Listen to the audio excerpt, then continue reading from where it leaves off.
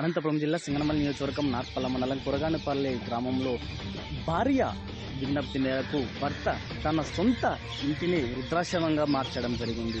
ముఖ్యంగా ఆ వృద్ధాశ్రమంలో వృద్ధులకు 3 పూటల భోజనం, ఆరోగ్య విషయాలను కూడా చేయిస్తున్నారు.